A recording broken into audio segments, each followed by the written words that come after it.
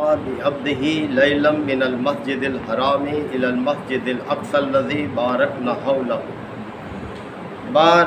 حوله لنريه من آياتنا إنه هو السميع البصير وآتينا موسى الكتاب وجعلناه هدى لبني إسرائيل ألا تتخذوا من دوني وكيلا ذرية من حملنا مع نوح إنه كان عبدا شكورا وقضينا إلى بني إسرائيل في الكتاب لتفسدن في الأرض مرتين ولتعلن علوا كبيرا صدق اللہ مولانا العظیم۔ سورہ بنی اسرائیل کی یہ ابتدائی آیات ہے۔ سورہ بنی اسرائیل مکی سورہ مبارکہ ہے، اور یہ بھی نبی کریم صلی اللہ علیہ وسلم کے مکی دور کے آخری حصے سے تعلق رکھتی ہے، اور اس کا ثبوت اس کی پہلی ہی آیت مبارکہ سے ہے کہ جس میں نبی کریم صلی اللہ علیہ وسلم کے اس سفر کا ذکر کیا گیا ہے جس کو معراج کے نام سے جانا جاتا ہے۔ اور سب جانتے ہیں، یہ بات طے ہے کہ آپ علیہ الصلوۃ والسلام کا یہ سفر ہجرت سے 1 سال پہلے ہوا تھا، تو یہ بھی ان صورتوں میں شامل ہے جو آپ صلی اللہ علیہ وسلم پر مکی دور کے آخری حصے میں نازل ہوئیں۔ تو فرمایا جا رہا ہے کہ سبحان الذی، پاک ہے وہ ذات، اسریٰ بعبدہ لیلا من المسجد الحرام الی المسجد الاقصی الذی، کہ جو اپنے بندے کو راتوں رات، ایک ہی رات میں مسجد حرام سے مسجد اقصی تک لے گیا، الذی بارکنا حولہ، جس کے ماحول کو ہم نے بڑی برکت دی تھی، بہت برکت والا ماحول تھا وہ، یعنی بیت المقدس جو ہے یہ بہت برکت والی جگہ۔ یاد رہے کہ یہ بیت المقدس جو ہے یہ حضرت سلیمان علیہ السلام نے تعمیر کیا تھا، اور انہی کے دور میں یہ قبلہ مقرر ہوا تھا، اور حضرت سلیمان علیہ السلام یہ حضرت ابراہیم علیہ السلام کے کچھ 1300 سال بعد نبوت کا دور ہے ان کا، تو اس وقت یہ قبلہ قرار پایا اور اس کو بڑی برکت حاصل تھی، اور نبی کریم صلی اللہ علیہ وسلم کی بھی پوری مکی دور جو ہے یہی قبلہ رہا۔ ہجرت کے بعد دوسرے سال میں تحویل قبلہ کا حکم آیا، تو آپ نے بھی تقریباً 15 سال اسی قبلے کی پیروی کی ہے۔ تو فرمایا جا رہا ہے کہ پاک ہے وہ جو راتوں رات اپنے بندے کو مسجد حرام سے مسجد اقصی تک لے گیا، الذی بارکنا حولہ، جس کو ہم نے اس کے ماحول کو بہت برکت دی تھی، لنریہ من آیاتنا، اور مقصد یہ تھا اس سفر کا کہ ہم اسے اپنی کچھ نشانیاں دکھائیں، نشانیاں دکھانا مقصود تھا۔ یاد رہے کہ اللہ تعالیٰ نے ہر پیغمبر کو اس کے منصب اور اس کے کام کی نوعیت کے لحاظ سے مختلف نشانیاں دی ہیں، تو آپ علیہ السلام کو جو نشانیاں دی گئیں انہی میں سے ایک یہ بڑی نشانی ہے کہ ایک ہی رات میں اتنا لمبا سفر اللہ تعالیٰ نے اپنی قدرت سے کرا دیا۔ انہ هو السمیع البصیر، یقیناً وہ سب کچھ سنتا ہے اور دیکھتا ہے، یعنی اللہ تعالیٰ سمیع ہے، بصیر ہے، دو صفات اللہ تعالیٰ کی بیان ہوئی ہیں کہ وہ سب کچھ سنتا ہے۔ حالانکہ کوئی اگر اپنے دل میں بھی اللہ کو یاد کرے تو اسے بھی وہ سنتا ہے، یعنی مبالغے کا صیغہ ہے یہ سمیع اور بصیر دونوں۔ اور اسی طرح سے بصیر اپنی پوری کائنات پہ اس کی نگاہ ہے، پوری کائنات کو دیکھ رہا ہے، اس سے بے خبر نہیں ہے، اس کو چلا رہا ہے، یعنی کائنات کا اس طرح سے چلنا یہ خود اس بات کا ثبوت ہے کہ کوئی ایسی ہستی ہے جو اس پر نظر رکھے ہوئے ہے، اس کو اپنی مرضی کے مطابق چلا رہا ہے۔ اب اس سورۃ مبارکہ میں 3 بڑے موضوع ہیں اس میں۔ ایک تو تنبیہ ہے، یعنی بنی اسرائیل اور اس قوم کے حوالے سے کہ دیکھیں کہ لوگ اپنا رویہ درست رکھیں اور وہ رویہ اختیار نہ کریں جو قوم بنی اسرائیل نے اختیار کیا اور پھر وہ برے انجام سے دوچار ہوئے۔ دوسرے اس میں تعلیم ہے، یعنی اس میں آپ دیکھیں گے کہ آگے جب بڑھیں گے ہم تو اخلاق کے اعلیٰ اصولوں کو اللہ تعالیٰ نے بیان کیا ہے، جس کی بنیاد پر کوئی قوم اعلیٰ منصب پر فائز ہوتی ہے۔ لہٰذا ان اعلیٰ تعلیم پر اپنے آپ کو بھرپور مضبوط کرنا چاہیے، ان کو اختیار کرنا چاہیے۔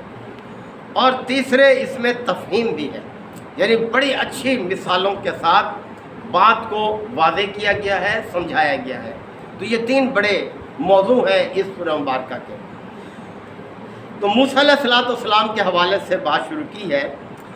یاد رہے کہ موسیٰ علیہ السلام کا جو دور ہے یہ حضرت ابراہیم علیہ السلام کے کوئی 800-900 سال بعد کا ہے،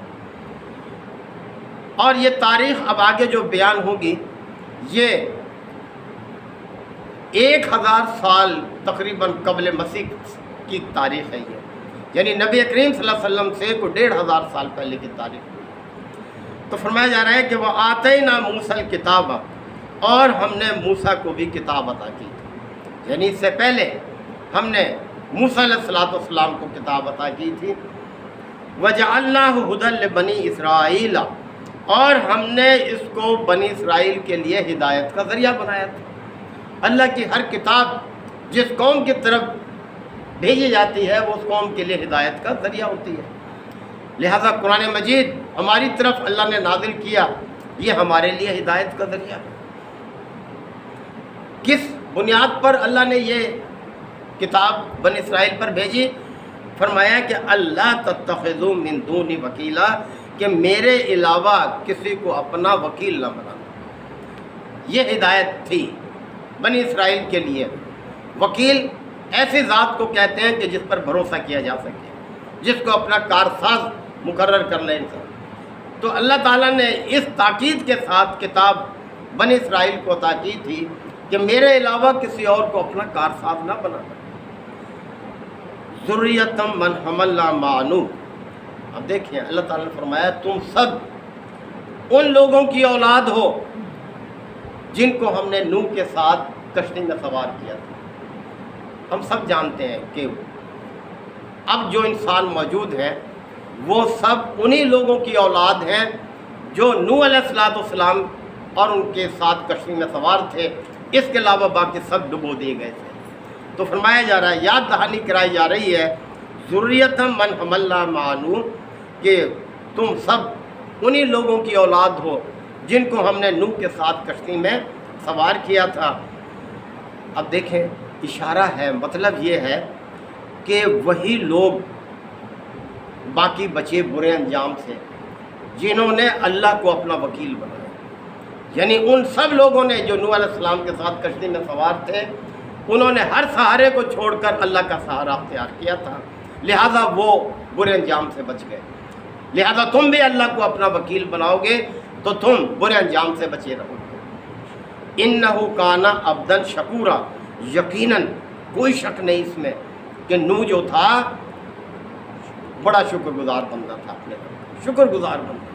کتنا حوصلہ تھا، کتنے عرصے تک اللہ کی دعوت پیش کی، یعنی کوئی 950 سال تک، کتنا لمبا عرصہ ہے۔ اور کتنے لوگ صاحب ایمان ہوئے، وہ بھی اس بات سے ثابت ہے ایک کشتی کے سوار تھے۔ کتنے حوصلے کی بات ہے، صبر کی بات ہے۔ اور پھر جب دیکھا کہ اب یہ ایمان لانے والے نہیں ہیں، تو پھر مجبور ہو کر وہ سورہ نوح میں بڑی تفصیل ہے، اپنے رب سے فریاد کر ڈالی، کیا کہ رب لا تذر علی الارض من الکافرین دیارا، اے میرے پروردگار اب تو اس زمین پر ایک کافر کو بھی باقی نہ چھوڑ۔ اللہ تعالیٰ نے اپنے پیغمبر کی اس درخواست کو قبول کر لیا اور ایک کو بھی باقی نہیں چھوڑا، کافر سب کو ڈبو کر رکھ دیا۔ تو فرمایا جا رہا ہے وہ ہمارا بڑا ہی شکر گزار بندہ تھا۔ وَقَضَيْنَا إِلَىٰ بَنِي إِسْرَائِيلَ فِي الْكِتَابِ، اور کتاب میں ہم نے بنی اسرائیل کے لیے یہ بات طے کر دی۔ کتاب سے مراد یہاں تورات نہیں ہے، بلکہ الکتاب جو تمام صحیفوں کا، کتابوں کا مجموعہ ہے، لوح محفوظ پر ہے، وہ اس سے مراد ہے۔ کیا بات طے کر دی؟ لَتُفْسِدُنَّ فِي الْأَرْضِ مَرَّتَيْن، کہ تم 2 مرتبہ زمین میں فساد عظیم کے مرتکب، 2 مرتبہ، وَلَا تَعْلُنَّ عُلُوًّا كَبِيرًا، اور تم بہت بڑی سرکشی اختیار کرو گے۔ اب آگے پھر تفصیل آئے گی، دونوں جو بڑا فساد عظیم انہوں نے برپا کیا اس کی تفصیل آئے گی۔ بہرحال تنبیہ کی جا رہی ہے، دیکھیں اس قوم کے حوالے سے کیسے روش اختیار نہ کرنا جو قوم بنی اسرائیل نے اختیار کی، اور اس کا انجام بھی تمہارے سامنے ہے۔ اللہ تعالی ہم سب کو آیات کو سمجھنے کی، عمل کی توفیق عطا فرمائے۔ وآخر دعوانا الحمدللہ وکفی وسلام علی عبادہ الذین اصطفی۔ ربنا آتنا فی الدنیا حسنۃ وفی الآخرۃ حسنۃ وفی الآخرۃ حسنۃ وقنا عذاب النار وادخلنا الجنۃ مع الابرار یا عزیز و یا غفار یا رب العالمین۔ اللہم انک عفو کریم تحب العفو فاعف عنا۔ اللہم من احییتہ منا فاحیہ علی الاسلام ومن توفیتہ منا فتوفہ علی الایمان۔ یا شافی الامراض اشف مرضانا ومرضى المسلمین، یا قاضی الحاجات اقض حاجاتنا وحاجات المسلمین۔ اللہم اعز الاسلام والمسلمین، یا رب اغفر وارحم وانت خیر الراحمین۔ صلی اللہ تعالی علی خیر خلقہ محمد وآلہ وصحبہ اجمعین۔